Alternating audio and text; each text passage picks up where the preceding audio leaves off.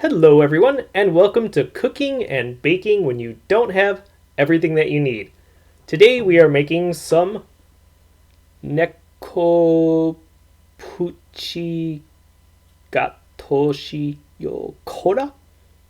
Whatever that is. So we're making a cat dessert, and this thing comes with 7 little cats, even though cats have 9 lives, and also a bag of brown stuff and a bag of circle stuff. And it seems pretty straightforward. They kind of went all fancy in the first step, and they're using 2 bowls. Ooh.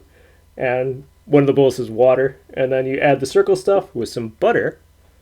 And then in step 2, you're adding eggs and milk, and then the brown package, and then mixing them with a whisk, which we don't have. And then this is also using a spatula, which we don't have. So we kind of improvised and cut out a few things. So I don't have any money, so I cut out the butter and the egg and the milk, and I just used water.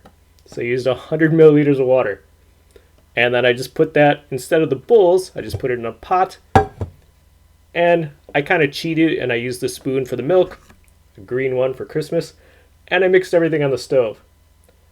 And then for step 4, it's supposed to go on a tray. And I have an ice tray, so that's technically a tray. And then it's supposed to go in a range, but I don't have a range, so I'm just going to put this in the freezer, because it kind of worked the other time I did it. And then later on, we're just going to add some icing to decorate the cats.